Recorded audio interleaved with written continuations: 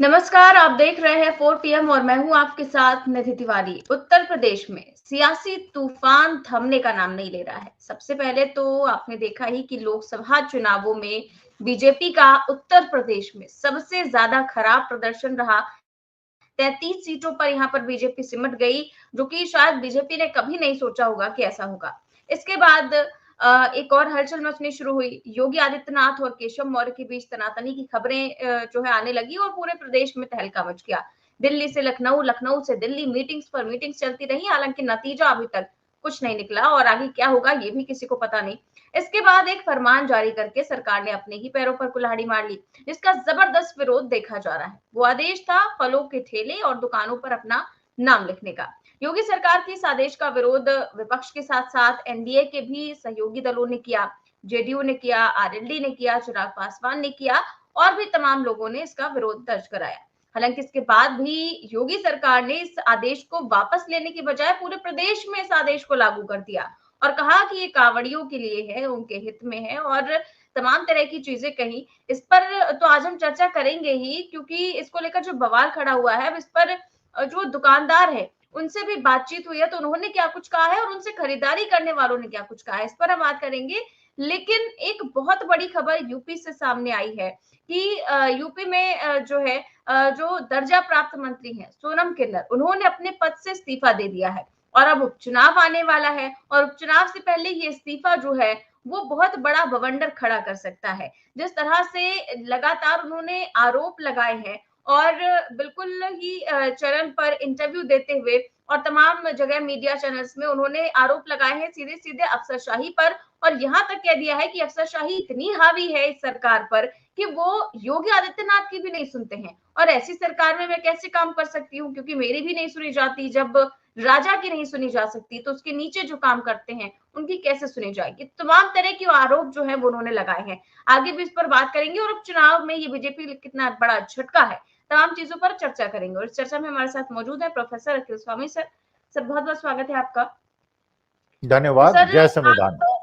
जी, जय संविधान सर। जिस तरह से आपने देखा कि सोनम किन्नर ने जो है वो इस्तीफा दे दिया है, दर्जा प्राप्त राज्य मंत्री थी और उन्होंने आरोप लगाया है कि सरकार में बैठे अधिकारी कार्यकर्ताओं की नहीं सुनते, विधायक मंत्रियों की नहीं सुनते, यहाँ तक कि सीएम योगी के आदेशों की भी अवहेलना करते हैं। और साथ ही साथ जो लोकसभा चुनाव में कम सीटें आई थी उसको लेकर भी उन्होंने साफ तौर पर अफसरशाही को ही जिम्मेदार ठहराया है।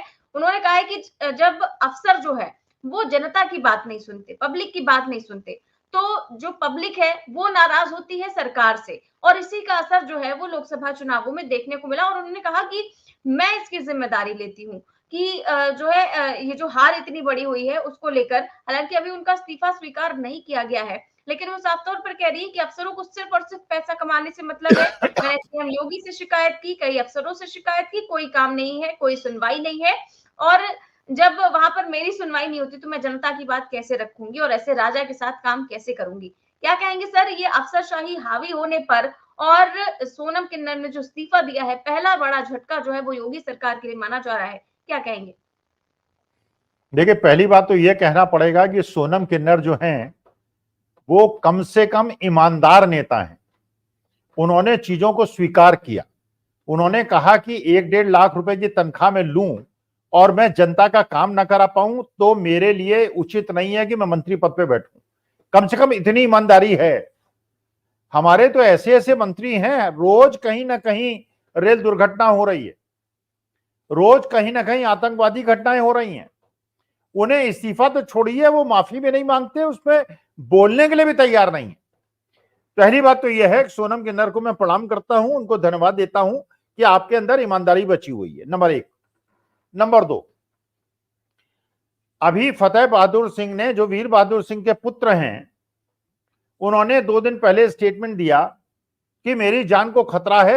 ये अपने मुख्यमंत्री महोदय से कई बार कह चुका हूं, मुझे कोई सिक्योरिटी नहीं दी जा रही है।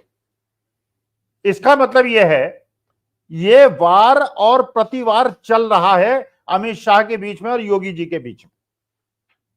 संजय निषाद हो, अनुप्रिया पटेल हो, फतेह बहादुर सिंह हो, सोनम किन्नर हो, ये सारे लोग एक प्रकार से ये माहौल बना रहे हैं कि योगी आदित्यनाथ जो हैं यूजलेस मुख्यमंत्री हैं और इन्हें हटा देना चाहिए। अच्छा, हर जाति और समुदाय के लोगों से बात कहलाई जा रही है, जिससे ये मैसेज भी ना जाए कि ये सवर्ण बनाम ओबीसी है, क्योंकि वीर बहादुर सिंह तो राजपूत थे, उनके बेटे फतेह बहादुर सिंह तो राजपूत हैं। तो ये भी मैसेज नहीं जाना चाहिए कि देखिए राजपूत को हटा दिया, जिससे सवर्ण बैकलैश हो जाए। भी ये जो योगी आदित्यनाथ ने सबसे बड़ी चाल चली थी, जो हम लोगों ने कल डिस्कस किया था, उन्होंने चाल चली थी कि ये हिंदू मुसलमान ठेलों पे नाम लगा के वो हिंदुत्व के सबसे बड़े प्रतीक बन जाएंगे और उसके बाद इनको हटाना बड़ा मुश्किल हो जाएगा। क्योंकि आप सोचिए, आज 15-20 दिन के अंदर अगर योगी आदित्यनाथ को हटा देता है हाईकमान, तो मैसेज क्या जाएगा? मैसेज ये जाएगा कि मुख्यमंत्री जो कि हिंदू हितों की रक्षा कर रहे थे, और योगी जी तो मैदान में उतर जाएंगे। आपको याद ही होगा कि भारतीय जनता पार्टी के अगेंस्ट उन्होंने अपने कैंडिडेट्स गोरखपुर मंडल में खड़े किए थे। तो उनकी बहुत ज्यादा निष्ठा भारतीय जनता पार्टी से नहीं है, उनकी निष्ठा अपने मठ से है और अपने जो सपोर्टर्स हैं उनके प्रति है। वो फिर कैंडिडेट खड़े करके भारतीय जनता पार्टी को नुकसान पहुंचा सकते हैं। तो इसका मतलब यह है। लेकिन जो इसकी प्रतिक्रिया हुई है, आपने, अगर मैंने कल एक पोस्ट डाली थी फेसबुक के अंदर, इतना ज्यादा समर्थन मिला है, इतना ज्यादा समर्थन मिला है। मैंने उसमें निवेदन किया, और अगर मैं कांवड़ यात्रा में जाता, मैं तो निवेदन करना चाहता हूं हिंदू लोग मुसलमानों की दुकान से चीजें खरीदें और मुसलमान लोग हिंदुओं की दुकान से चीजें खरीदें। हमारा भाईचारा बढ़े, हमारा देश मजबूत हो, हमारा ताना बाना मजबूत हो। जहां पता चले कि ये दलित है, वहां बैठ के ब्राह्मण ठाकुर खाना खाएं, और जहां मुसलमान है वहां खाएं। देखिए, इसीलिए मुंबई के अंदर बहुत ज्यादा इस प्रकार की कास्ट बाइसेज नहीं है। क्यों नहीं है? क्योंकि 50% शादियां जो वहां हीरो हीरोइंस की होती हैं वो हिंदू मुसलमानों में होती हैं। अच्छा, कितनी हास्यास्पद स्थिति निधि बना दीजिए, बताइए।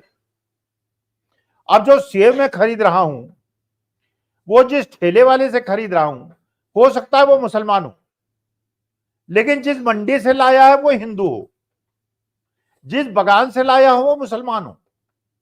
अभी देखिए, एक और आनंद आएगा जब ये दुकान में पूरे एम्प्लॉइज की लिस्ट लगेगी, उसमें पता चलेगा मालिक तो है मुसलमान और उसके कारिंदे हैं हिंदू, मालिक है हिंदू और कारिंदे हैं मुसलमान।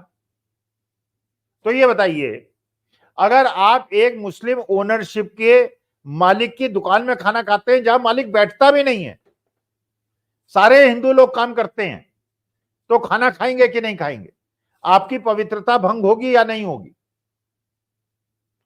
इसका मतलब यह है। अच्छा, फिर भाई आपको क्या पता, जो ये मलिहाबाद के आम आप खा रहे हैं, ये तो ज्यादातर मुसलमानों के बागानों के हैं।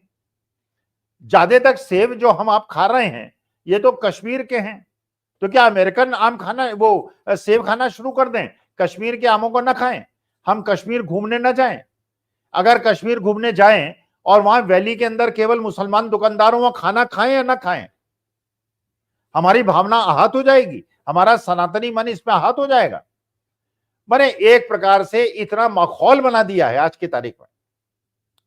केवल 2-3% लोग ऐसे हैं जो इसको अभी भी रक्षा करने की कोशिश कर रहे हैं और ये कह रहे हैं साहब वो थूक देते हैं। इनको ये नहीं पता है, खैर मैं सनातनी हूं, मुझे बहुत ज्यादा नहीं पता है, लेकिन मैंने जो सुना है, वो थूकते नहीं है, वो फूंकते हैं। उनकी प्रथा में वो उसमें एक कुछ, जैसे हम लोग मंत्र पढ़ते हैं, वो कुछ पढ़ते हैं, आयत पढ़ते हैं, जिससे कि शुद्धिकरण उसका हो जाए। उसको इन्होंने थूकना बना दिया, उसके फेक वीडियोस बना के इन्होंने देश के अंदर धार्मिक विद्वेष फैला दिया। तो असली मुद्दा यह है कि अगर खानसामा जो खाना बनाने वाला है, अगर वो मुसलमान है और सर्व करने वाला, तो इसका मतलब आप ये पूछेंगे, आप ढाबों के अंदर जाएंगे, ढाबों के अंदर अगर वहां दलित लिखा होगा, जैसे अपना ये कहते हैं, क्या नाम उनका, चंद्रशेखर आजाद, वो अपनी सेना अपने गर्व से कहते हैं मेरी ये सेना है, आप उनके यहां खाना नहीं खाएंगे क्या? इसका मतलब यह है आप इस समाज के अंदर भी, हिंदू समाज के अंदर भी वर्णवाद स्थापित करना चाहते हैं, आप मनुवाद स्थापित करना चाहते हैं, आप ओबीसी और दलितों को बहिष्कार, आर्थिक बहिष्कार उनका करना चाहते हैं। आप चाहते हैं लोग केवल सवर्णों क्या खाना खाएं। तो अभी आपने नौकरियों में तो प्राइवेटाइजेशन कर दिया, वहां पे ओबीसी को आपने नौकरी से बेदखल कर दिया। अब उद्योग धंधों से भी मुसलमानों को और ओबीसी को और एससी एसटी को अलग कर देंगे। तो आप संविधान नहीं बदल पाए, तो आप जो है यहां पर पूरी की पूरी संविधान को इनडायरेक्टली बदल रहे हैं, चीजों को प्राइवेटाइज कर रहे हैं, रिजर्वेशन खत्म हो रहा है और उसके बाद उद्योग धंधों में भी आप अनुवाद को स्थापित करना चाह रहे हैं। तो ये देश को तोड़ने का षड्यंत्र है और ये अमित शाह जी के बीच में और योगी जी के बीच में एक प्रकार का युद्ध चल रहा है। ये नहला चलता है, वो दहला चलता है, फिर वो दहला चलता है, वो 11वां चलता है। इसी प्रकार का खेल उत्तर प्रदेश के अंदर चल रहा है और इसकी पूरी प्रतिक्रिया पूरे हिंदुस्तान में नहीं, पूरे विश्व के अंदर हो रही है और हमारी थू-थू हो रही है। जी सर, और आपको बता दूं कि हमारी जो रिपोर्टर है हयात, वो गई थी कवर करने के लिए, और उसने दुकानदारों से बात की है और वहां पर जो खरीदारी करने आए थे उनसे भी बात की। तो जब उनसे बात कर रही थी तो मतलब एक बुजुर्ग शख्स थे और वो कह रहे हैं कि मुझे इससे कोई मतलब नहीं, मैं तो 70 सालों से खरीदारी करता आ रहा हूँ, मुझे कोई मतलब नहीं है कि उसका नाम क्या है, उसका धर्म क्या है, बस फल साफ सुथरे होने चाहिए, सब्जियां साफ सुथरी होनी चाहिए, मुझे बस इतना ही चाहिए। ये जो आदेश है वो मतलब कई लोगों ने साफ तौर पर कहा कि ये लोगों को बांटने वाला आदेश है और सरकार को ऐसा नहीं करना चाहिए। कई लोगों ने तो ये भी कहा कि जो सरकार है वो यही करने के लिए आई हुई है। तो यहाँ पर जो खरीदारी करने वाले हैं वो भी समझदार हैं और जो बेच रहे हैं वो भी ये कह रहे हैं कि हम कभी ये देखकर नहीं देते कि हिंदू है तो ऐसा दो, मुसलमान है तो ऐसा दो।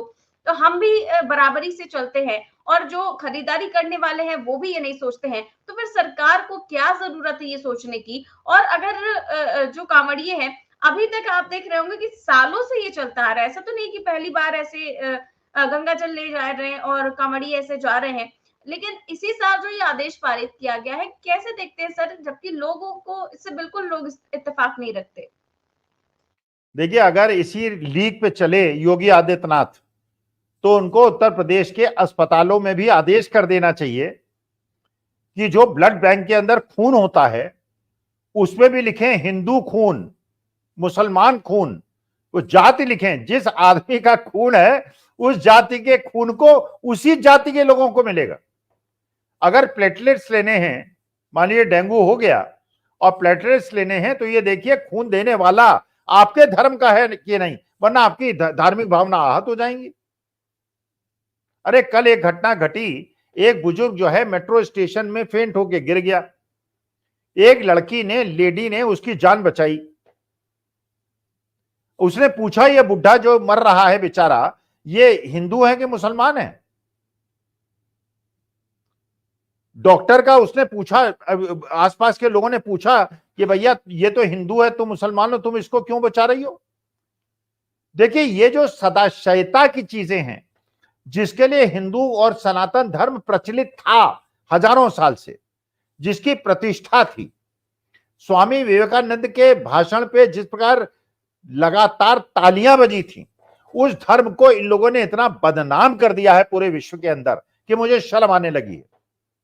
लेकिन हम लोग संघर्ष कर रहे हैं, हम लोग कह रहे हैं, हम दुनिया को बता रहे हैं हम असली सनातनी हैं, ये ढोंगी सनातनी है। आप जाइए अमरनाथ यात्रा में और वहां जाके आप कह दीजिए, अरे वहां पे जब वहां पे है ही पॉपुलेशन मुसलमान, और अगर वहां पे हिंदू जाके वहां पे सारा काम करेंगे और वहां माइनॉरिटी में होंगे मेजॉरिटी में, क्या पूरे हिंदुस्तान में हर जगह हिंदू मेजॉरिटी में है क्या? कहीं सिख मेजॉरिटी में है, कहीं मुसलमान मेजॉरिटी में है, कहीं क्रिश्चियन मेजॉरिटी में है। तो देश के अंदर गृह युद्ध कराना चाहते हैं क्या? ये देश को तोड़ना चाहते हैं क्या? तो असली मुद्दा यह है कि जो बात हम लोग 10 साल से कह रहे हैं, इनका मुख्य मकसद जो है, और ये देश की जनता को समझ लेना चाहिए कि आपको अपनी यात्रा में ये नियम बनाना। चौधरी चरण सिंह ने 50 साल पहले ये कहा था कि अगर हिंदुस्तान को मजबूत बनाना है तो inter caste, inter religion marriages को प्रोत्साहित करना होगा और इंसेंटिवेटाइज करना होगा, इंसेंटिव देने पड़ेंगे। अगर सोचिए, ब्राह्मण दलितों में शादी करें, ठाकुर बनियों में शादी करे, हिंदू मुसलमान में करे, सिख मुसलमान में करे, अपने आप सारा धार्मिक विद्वेष हमारे देश के अंदर खत्म हो जाएगा, देश मजबूत हो जाएगा। अच्छा चलिए, उनकी बात तो आपने मानी नहीं, देश को मजबूत करने के बजाय आप तो देश को कमजोर और तोड़ने में लगे हुए हैं। जी, बिल्कुल सर। और अब कुछ लोग ने साफ तौर पर, खुले तौर पर इसका विरोध दर्ज कराया है। उनमें से एक है सोनू सूद, और वो कहते हैं कि हर दुकान पर एक ही नेम प्लेट होनी चाहिए मानवता की। और इस पर जो है कई लोग उन पर कटाक्ष भी कर रहे हैं कि इनको ऐसी चीजें दी जाए इसमें मुसलमान ये करके देते, वो करके देते। उसका भी जवाब उन्होंने दिया कि जब भगवान श्री राम शबरी के जूठे बेर खा सकते हैं तो मैं क्यों नहीं। और आपको क्या पता थोड़ी ना है कि जितने भी सामान आ रहे हैं क्या किसने बनाए हैं, किसने नहीं बनाए हैं। तो सोनू सूद ने जिस तरह से एक पहल की है, बॉलीवुड की तरफ से कोई पहला ऐसा इंसान है जिसने बोला है कि हर दुकान पर सिर्फ एक ही नेम प्लेट होनी चाहिए मानवता की। आपको नहीं लगता कि जो बड़े बड़े एक्टर्स हैं, अमिताभ बच्चन है और तमाम एक्टर्स हैं, उनको भी इसके लिए आवाज उठानी चाहिए? देखिए, बड़े बड़े एक्टर्स हैं, ये बिके हुए एक्टर्स हैं। इनके अंदर आत्मसम्मान नहीं है, इनके लिए देशभक्ति इनके अंदर नहीं है। ये लोग अयोध्या में बड़ी बड़ी जमीनों पे करोड़ों अरबों रुपए कमा रहे हैं, इनका ईमान नहीं है। शाहरुख खान, कहना नहीं चाहिए किसी के बारे में, मैं उनकी मानहानि नहीं कर रहा हूं, लेकिन उनके बेटे को जिस प्रकार सताया गया और निर्दोष बेटे को सताया गया, उसके बावजूद वो आदमी हर जगह नाचने के लिए पहुंच जाता है। शर्म हया नाम की कोई चीज है कि नहीं है? आप अपने सिद्धांतों को प्रतिपादित नहीं कर, इतने डरे हुए हैं आप। और सोनू सूद को तो प्रणाम करना पड़ेगा और करना चाहिए। देखिए, हम लोगों के लिए देश इंपॉर्टेंट है। हमारे लिए अगर कोई मुसलमान या दलित भी, उसे निर्दोष आदमी को मारा जा रहा है, हम विरोध करेंगे। हम नीरव मोदी, ललित मोदी, मेहुल चोकसी का विरोध करेंगे। हमें केवल ऐसे लोग चाहिए जो देश के अंदर अच्छे हों। और इस प्रकार से आप देश को जिस प्रकार से आप कर रहे हैं, इतनी ज्यादा, और पूरे विश्व के अंदर आपकी छवि क्या बन रही है ये बताइए। जो कार के अंदर आप पेट्रोल डीजल डाल रहे हैं, ये क्रूड कहां से आता है? सब मुसलमान देशों से आता है। जितने ये आप खाते हैं अखरोट और बादाम, ये सब अफगानिस्तान से आता है, चिलगोजे। तो ये सारे जो ड्राई फ्रूट्स आते हैं, अब वहां से थूक के भेजते हो तो आपने क्या अखरोट खाना छोड़ दिया क्या? ये नाटक, वो फूकते हैं उसको, इन्होंने थूकरा बना दिया। अरे इलेक्शन के लिए आप हिंदू मुसलमान करते हो, चलो वहां तक आपकी बात समझ में आती है कि आपने बेरोजगारी दूर नहीं की, आपने महंगाई कम नहीं की, आपने देश की किसी समस्या का समाधान नहीं किया, इसलिए इलेक्शन टाइम में आप हिंदू मुसलमान करते हो। अरे भैया, आप काहे हिंदू मुसलमान करके देश को तोड़ रहे हो? बड़े आराम से हम लोग 65 साल प्यार मोहब्बत से रहे थे। हमारे देश को और हमारे भाईचारे को और देश के पूरे जो हमारे विश्व में ख्याति थी, उसको क्यों खत्म कर रहे हो? जी सर। और हमारे एक जो है दर्शक है, वो कह रहे हैं कि जब बीजेपी चंदा लेते वक्त पूंजीपति का मजहब नहीं देखती, तो गरीब जनता के धंधे में हिंदू मुसलमान क्यों किया जा रहा है?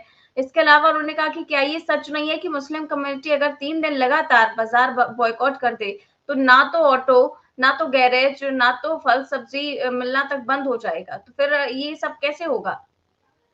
नहीं नहीं, ना वो करेंगे, ना उनको करना चाहिए, ना किसी को इस चीज के लिए प्रोत्साहित करना चाहिए। देखिए, देश हमारा साझा है। ये देश ना हिंदुओं का है, ना मुसलमानों का है, ना किसी का है, ये हमारा साझा है और हमें मिलजुल कर रहना है। तो ये तो किसी को नहीं करना चाहिए, इसको प्रोत्साहित नहीं करना चाहिए। अगर आप पूरी किसी चीज की सप्लाई चेन मैनेजमेंट को देखेंगे, उसमें हर धर्म और जाति के लोग हैं। अब उस धर्म जाति में आप बांट के कैसे करेंगे? फिर आप कहेंगे केवल ब्राह्मणों का वो कराइए। आप मंदिरों में तो 100% आपने ब्राह्मणों को रिजर्वेशन दे ही रखा है ना। अरे ब्रह्मभोज क्यों कराते हो? आप दलित भोज क्यों नहीं कराते? जब मृत्यु के बाद भोज कराते हो तो आप केवल ब्राह्मणों का भोज क्यों कराते हो? आप दलितों का भोज क्यों नहीं कराते हो? तो डिस्क्रिमिनेशन तो आप करते हो।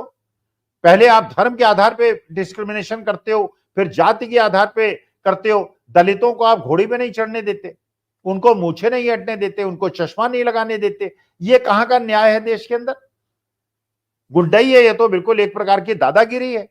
अब वही दादागिरी आप एक समाज के साथ कर रहे हो और उसके बाद हिंदू समाज के अंदर बाकियों के साथ करोगे। आपके लिए अखिलेश यादव भी खराब हैं, तेजस्वी भी खराब हैं, आपके लिए सारे ओबीसी जो हैं भ्रष्ट हैं, और हर जगह केवल आपका जो वर्ण है और आपका वर्ग है और जो भारतीय जनता जो हमारे साथ हम उनके साथ वाला सिद्धांत आपका चलेगा, ये लोकतंत्र और संविधान के विरुद्ध है। सबका साथ, सबका विकास और सबका साथ साथ जिसके पास टैलेंट है वो आगे बढ़े, या चाहे वो किसी वर्ण और समाज का हो, यही देश के अंदर होना चाहिए।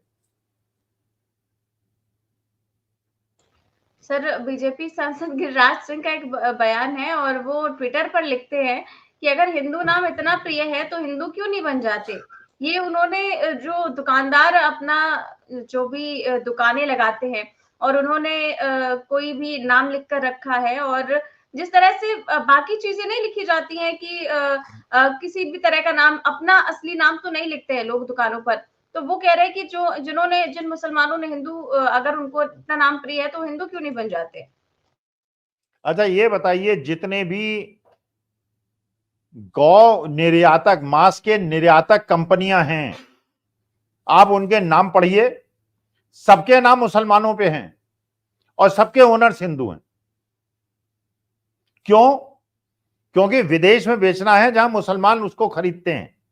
अच्छा ये बताइए, हिंदुस्तान में नॉन वेजिटेरियन खाने वाले कितने लोग हैं? करीब 75% लोग हैं। और मुसलमानों की पॉपुलेशन कितनी है? 15% है। तो बाकी ये जो नॉनवेज खाने वाले लोग हैं, ये कौन है? ये हिंदू है ना? या इनको भी हिंदू धर्म से बाहर कर दोगे? मतलब जीवन में जिसने भी, बल्कि एक उसमें पट्टी और लगवा दीजिए दुकानों में, योगी जी से कहिए, जिसने जीवन में कभी भी मांस खाया हो वो भी बताए कि उसने कभी मांस खाया है क्या। अरे शाकाहारी, शुद्ध शाकाहारी तो 20-25% है। और ये शुद्ध शाकाहारी भी जो अपने को कहते हैं, ये बाद में होटलों में जा जाके क्या खाते हैं, बिना प्याज का मुर्गा खाते हैं ये।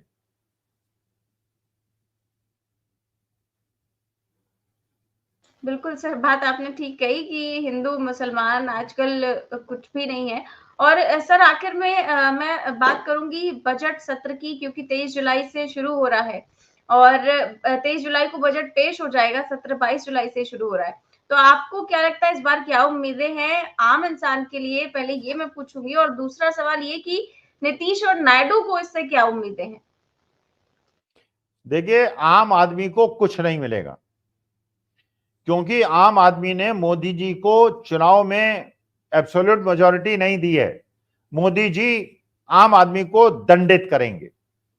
उनका उद्देश्य केवल यह है कि शेयर मार्केट बढ़ता रहे, और शेयर मार्केट कल क्रैश हुआ है।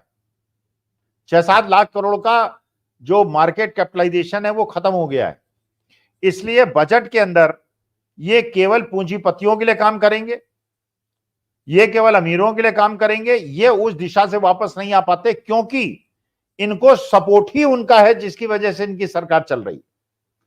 और तेलुगु देशम पार्टी को तो अपनी रिफाइनरी चाहिए थी, उन्होंने रिफाइनरी ले ली।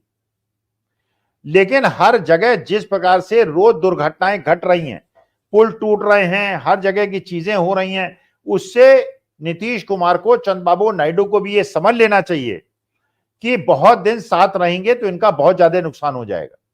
जितनी जल्दी साथ छोड़ दें, सुसंगति में आ जाएं, उतना इनके हित में होगा। और सर एक हमारी दर्शक है, वो लिख रही है कि मेरा नाम जो है वो जापान वाजपेयी है। अभी आज मेरे ससुर लखनऊ के कमांड अस्पताल में भर्ती है। मुझे कई यूनिट ब्लड की जरूरत पड़ी और एक मुस्लिम भाई जफर जैदी को लखनऊ में ही है वो, और बिना जान पहचान के उन्होंने मुझे ब्लड दिया है। नहीं है, ये देश की वास्तविकता है। देखिए हुआ क्या है, पिछले 10 साल के अंदर जो खराब खबरें हैं उनको दिखाया गया है, और जो अच्छी खबरें, 90% अच्छी खबरें हैं। यहां तक कि जब हिंदुस्तान पाकिस्तान का बंटवारा भी हुआ था, उसमें हिंदुओं ने मुसलमानों को अपने घर में शरण दी थी और मुसलमानों ने हिंदुओं को शरण दी थी। जब 1984 के राइट्स हुए थे, सिखों के हिंदुओं ने और मुसलमानों ने अपने घर में शरण दी थी। यह हमारे अंदर भाईचारा था, इन्होंने भाईचारे को खत्म कर दिया है। आज के तारीख में अगर आप किसी मुसलमान को हिंदू अपने यहां शरण दे दे, ये मुसलमान को तो मारेंगे मारेंगे, हिंदुओं को भी मार देंगे। हम लोग क्योंकि एकता की बात करते हैं, क्योंकि सारे धर्म के बीच में संभाव की बात करते हैं, हम भी खतरे में हैं। और यही मुसलमान भाइयों में भी होगा। उनके जो मॉडरेट्स हैं वो खतरे में हैं, और जो उग्रवादी हैं वो मस्ती से अपने लोगों को भड़काते रहते हैं। तो ये जो आपकी श्रोता जी ने कहा बिल्कुल सही बात है। अरे वहां ब्लड बैंक में कौन देखता है, और बल्कि इस मामले में मुस्लिम धर्म, सिख धर्म, हिंदू धर्म, सारे धर्मों के अंदर कोई भेद नहीं है। लोग अच्छे हैं या लोग खराब हैं। जी बिल्कुल सर। और आखिर में मैं यही सवाल पूछूंगी कि यूपी में जो भी उथल पुथल मची हुई है, पहले लोकसभा चुनाव में कम सीटें, इसके बाद योगी आदित्यनाथ और केशव मौर्य की लड़ाई, इसके बाद ये इस्तीफा और ये कांवड़ यात्रियों को लेकर जो आदेश जारी हुआ है, तमाम चीजें इस वक्त सिर्फ और सिर्फ जो सेंटर में है वो उत्तर प्रदेश है। और इसके बाद चुनाव भी आ रहे हैं, उपचुनाव आ रहे हैं। तो इन उपचुनावों में आपको क्या लगता है इन सारी की सारी चीजों का क्या असर पड़ने वाला है? देखिए, यही दांव पेच था कि हाई कमान ने कोशिश की थी कि ये बाई इलेक्शंस का सारा जो जिम्मेदारी है वो योगी जी को दे दी जाए, क्योंकि वो जानते हैं उपचुनाव में जीतना वितना तो है नहीं। अब जितनी आपस के अंदर राइवलरीज दिखाई पड़ रही हैं, बल्कि जितनी मेहनत योगी जी इन चुनावों में जीतने का प्रयास करेंगे, उतना उनका विरुद्ध की लॉबी हराने का प्रयास करेगी। क्योंकि योगी जी हारे, 10 बाई इलेक्शन हारे तो योगी जी हटेंगे, नहीं हारे तो नहीं हटेंगे। अब यह आपस का युद्ध है। अखिलेश यादव को और राहुल गांधी को तो केवल कोशिश ये करनी है एकजुटता से, मेहनत से अच्छे कैंडिडेट को खड़े करके इलेक्शन लड़ें। बाकी योगी जी निपटा देंगे अमित शाह जी को और अमित शाह निपटा देंगे योगी जी को। जी बिल्कुल से सही बात है। और बहुत बहुत शुक्रिया आपका आज के लिए बहुत सारी जानकारियां हमारे दर्शकों को देने के लिए। तो आप देख रहे थे आज की चर्चा। हम उत्तर प्रदेश पर चर्चा कर रहे थे, जहां पर लगातार उथल पुथल मची हुई है, तमाम चीजें हो रही हैं, इसको लेकर हमने चर्चा की। कैसी लगी आपको ये चर्चा हमें कमेंट बॉक्स में जरूर बताएं। चैनल को सब्सक्राइब भी करें और ज्वाइन भी। नमस्कार।